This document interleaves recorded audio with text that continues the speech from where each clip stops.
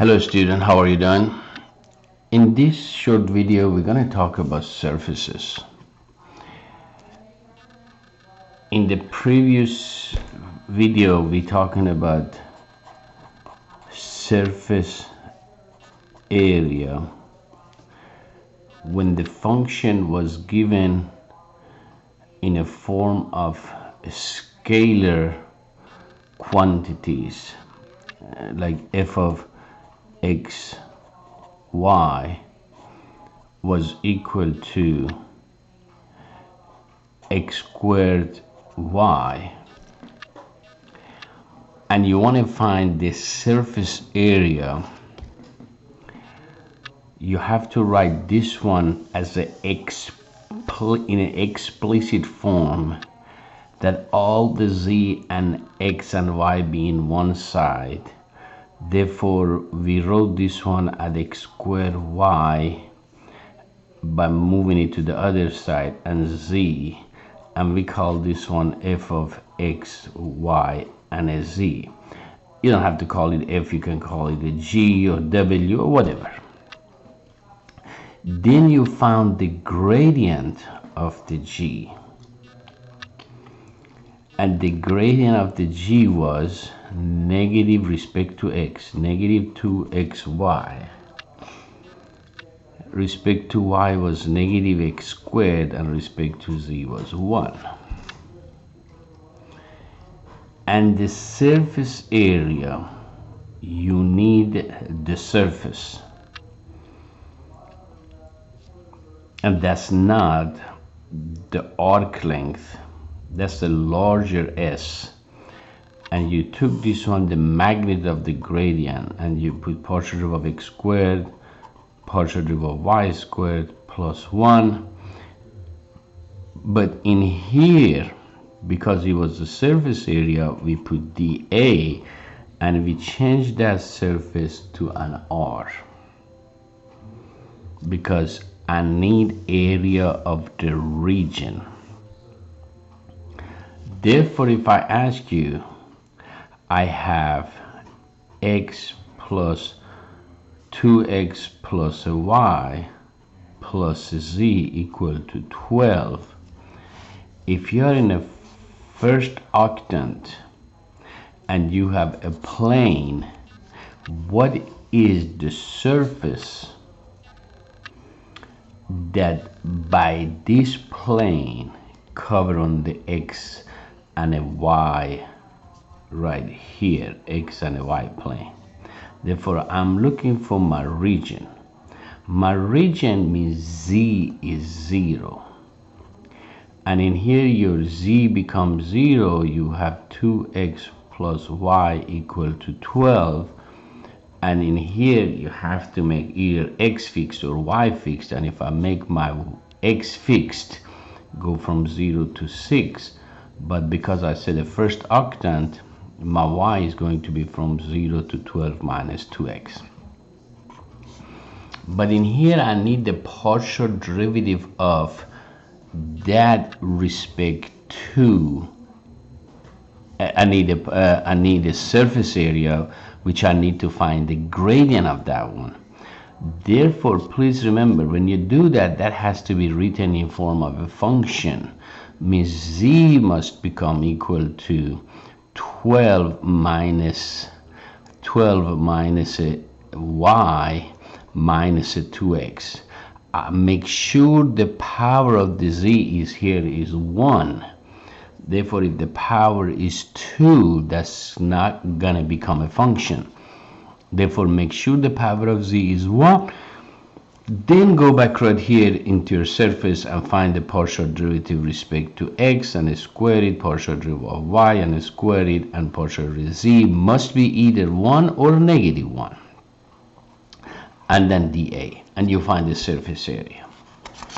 Okay, but remember, many surfaces are like surfaces of a sphere. Therefore, you need the surface area of the sphere, and a sphere has a fixed distance from a point to the surface.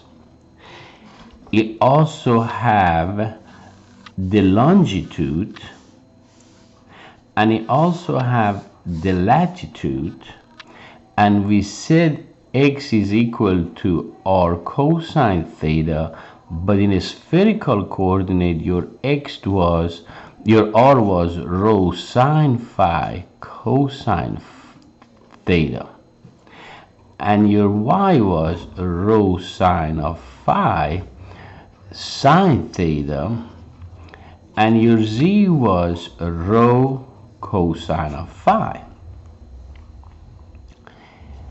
And if you are writing x squared plus y squared plus z squared equal to 16, that is a sphere with the row of 4. I want to see if I can write a vector value function. Same way when we had y equal to x squared plus 3, and we had a path right here, and I could write the path, parameterize it from certain point to certain point, and we did parametric function. We said x equal to x as a function of t, and your y was also a function of t, which is t squared plus 3, and we wrote a vector value function that x was a function of t and y was a function of t, and the graph of that vector value function exactly is that one. But in this one, we call it the path. It has direction for sure at any given time. Therefore, when you have direction, your path has some kind of an orientation. But for this one, this is going to be just a graph. A relationship between x and y is not a path. Therefore, what I see right here is a relationship between x and y and a z, which produces these surface. But why don't I write a vector value function? But the question is here, in here it was in a plane, and I parameterized it with one single variable. Here I am in the surface, and surface area is needed 2 dimension. Therefore, in here I went from R2 to 1. In here I'm going from R3 to 2. I'm going to parameterize it with u and a v. And u and a v can represent any quantities. Therefore, in here I'm going to have an x component, which is a function of u and a v. I have a y component is a function of u and a v. And I have a z component which is a function of u and a v.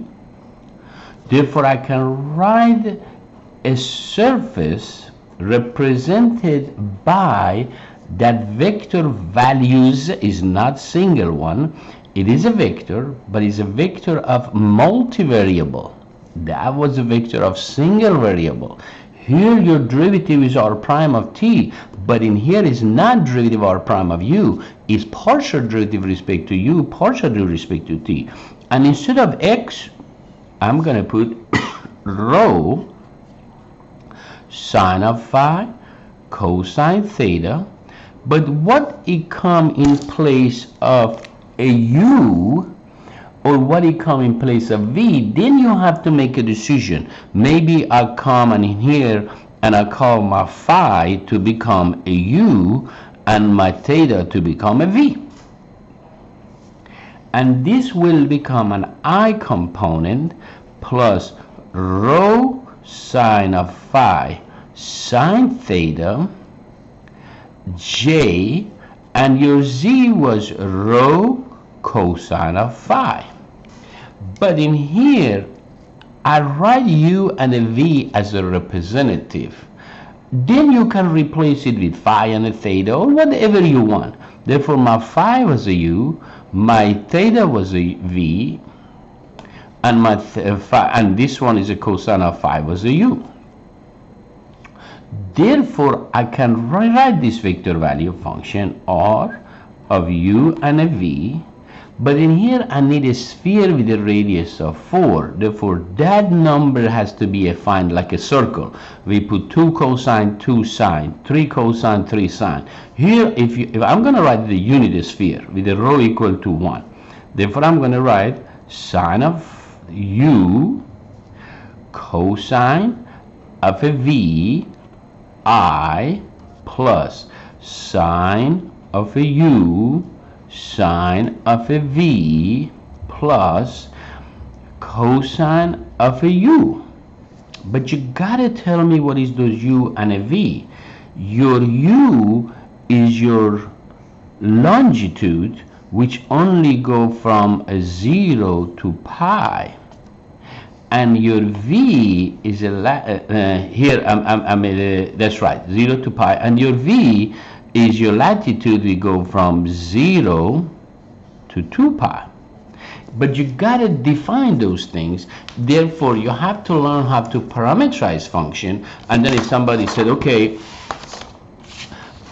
what is the derivative of that function? In here, you're gonna have r respect to u, which you have to take the derivative with respect to u. What is the derivative of sine of u? Cosine of u. Therefore, you have cosine u cosine v I plus, what is the derivative of sine of u? Is cosine of u sine of v j. And what is the derivative of a cosine of u? Is negative sine of u k. But somebody said, what happens if I want to take the derivative of r respect to a v? You take the derivative of the function that cosine contain the v. Therefore, in here I have a negative sine of v. Therefore, you have a negative sine of u sine of v I plus, or rather underneath of it is better. What is the derivative of sine of v? Cosine of v. Therefore, you have sine of u cosine of v j. And what is the derivative of the cosine of u? I'm doing it respect to a v. Therefore, derivative of a cosine is a constant, and you get a 0k. Then you need to be very careful. But somebody said, why do I have to parameterize it? Because if I take one vector or r of u, and one vector represent r of v, if I create a parallelogram from that one, that area can be by the cross product. Therefore, if I take and cross these two, you get the area of one parallelogram. And what happens if I take all of these parallelogram and sum it up and take its magnitude respect to the region, and that's become the surface area. That's one thing is very important. Whenever you want to find the surface area, you can do that if the surface is parameterized. But somebody said, well, I need help. What happens if I have a surface and it's a function of x and a y? I parameterize it, and I have xi, and I have yi, and I have yj, and I have zk. But remember, my z is a function of x and a y. Therefore, I can write here as a xi plus yj plus I can write this one as a function of x and a y, k. Therefore, right now I do have a surface is parameterized, and I'm going to say, okay, what is r of x? It's going to be 1 constant, but this is going to be the partial derivative of it respect to what? Respect to x. Therefore, you have a partial derivative respect to x from z. And somebody said, and I have a 0 in the middle. And somebody said, what happens if I do it respect to y? 0, 1, partial to respect to y, x and a y.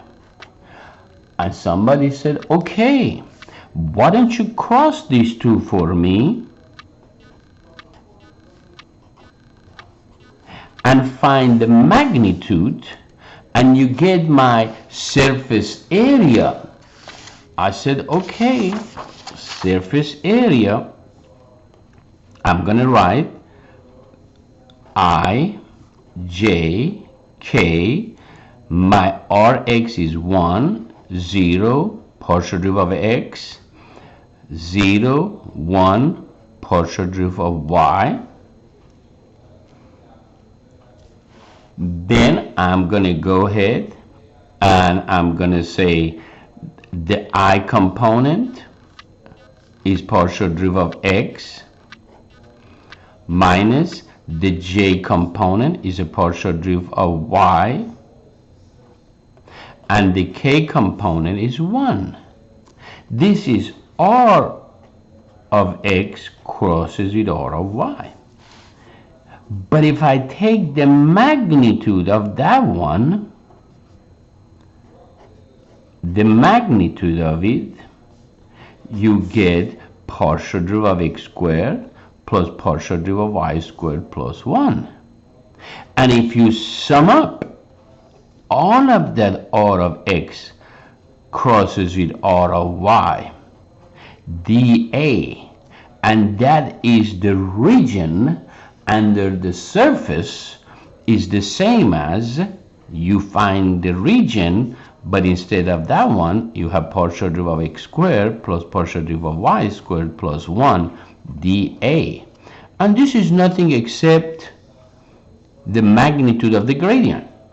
Therefore, in here I can say r is equal to, as long as the function is written in form of what? Written in form of z equal to f of xy, that's what I mean by gradient. And you write z minus f of xy explicitly and take the derivative of xy z respect to z. Therefore, your answer have to be here 1 or negative 1. What you mean by what happened when it's a 1? It go outside. When it's negative 1, it goes inside. Therefore, in here you can write this one as a magnitude of the gradient of the function w respect to a. Then, please pay attention. Sometimes the surfaces are given to you parameterized. If it's parameterized, you have to take the partial derivative respect to those parameters and cross them together to find the surface area. And if it's parameterized respect to x and y, means only the z is, that's called the scalar.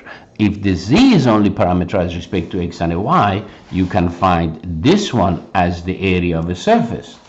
And sometimes somebody said, okay, the question is here, I have f of x equal to 1 over x. And I want you to do me a favor and take this function and revolve it around the graph of 1 over x about the x-axis. I said, okay, this is revolving around the x-axis, revolving around the x-axis. That's the revolution of solid. And I'm going to say from here to here, 5, 6, 7, 8, 9, 10. I don't know if it's 10. Then please pay attention. That's the solid. This is the y-axis. The z-axis is coming out. Therefore, the circle is around the y and a z. Therefore, here your solid, the cross section is y squared plus z squared. But somebody said, what happened to the radius? I'm sorry, radius is continuously changes and is a distance from the x-axis to that graph, which is your y value. And your y value here is nothing except r squared, which is radius squared, and that's 1 over x squared. Okay, then somebody gonna say, what happened if I take this number x from 1 to 10, only started from 1, and I said, this number I'm gonna call it a u.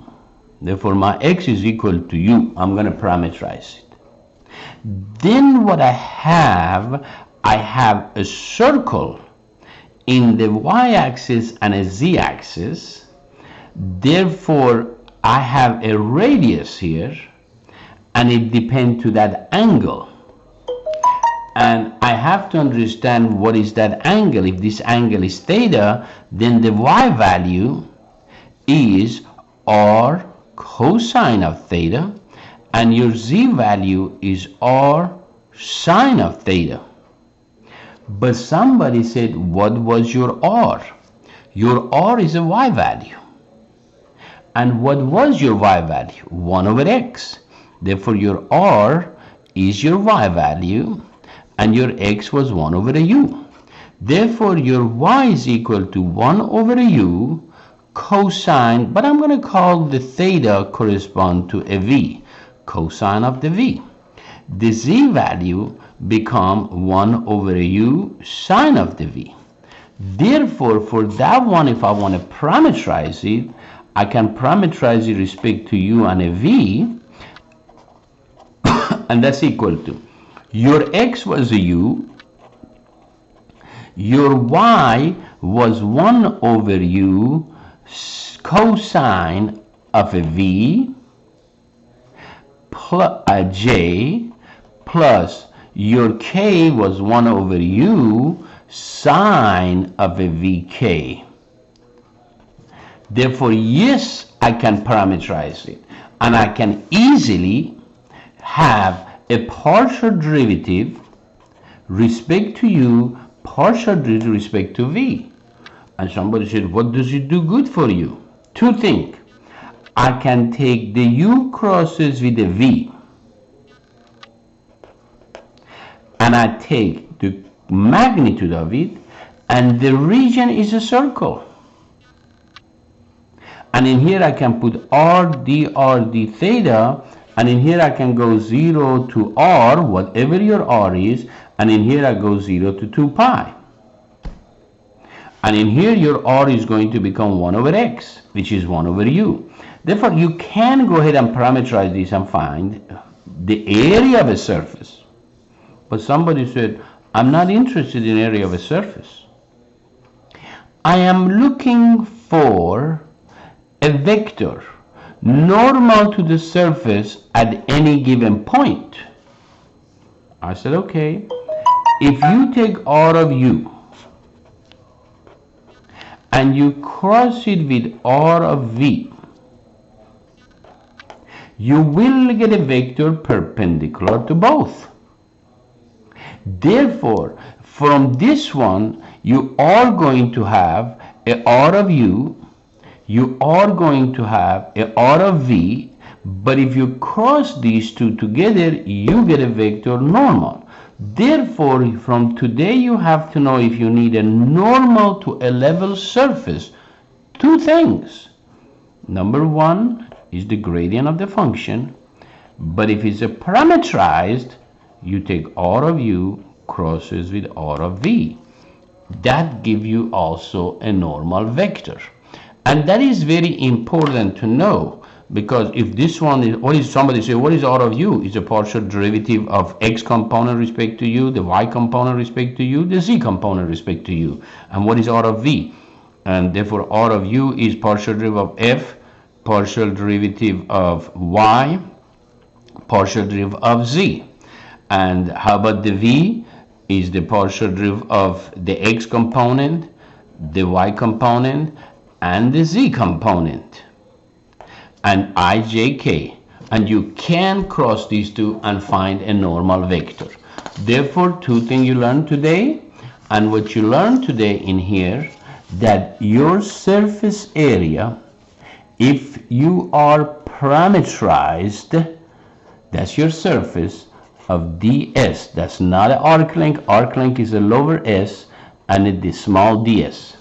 And this is nothing except you take the region below the surface, and you're going to take r of u crosses with r of v. You take the magnitude and a dA, and that becomes a surface area. If you are looking for a normal vector, you take r of u crosses with r of v. That becomes a normal to the surface at any given time. But if the surface area, if the surface is not parameterized with a u and a v, and is only z parameterizes by x and a y, then the surface area become the square root of, is still the magnitude of partial derivative of x squared, partial derivative of y squared plus 1 dA. You need to know this one, and that one, and that is very important, and that these are called finding the surface area. Somebody said, well, why should I know this? Sometimes I give you a surface, and I said this is a surface, and that surface, it represented the lifespan of my life. It's a lifespan, and I am saving money as x squared y plus 3y. Then what is the cumulative sum of the money that I have saved throughout of my life, which it was the surface area of that space? Then you have to say, what is the region under that surface times dA, and in here you have to write whatever your integrand is multiplied by surface area, and your surface area is partial derivative of x squared plus partial derivative of y squared plus 1 dA, and this is partial derivative of x squared. Therefore, sometimes they call this one surface integral. You need to know how to take your integrand, and you do it using a line integral across the line, across a curve. If it's across the x, across the y, or in here you can do it across the surface, and we call it a surface integral, and we're going to talk about it in the future videos. Thank you.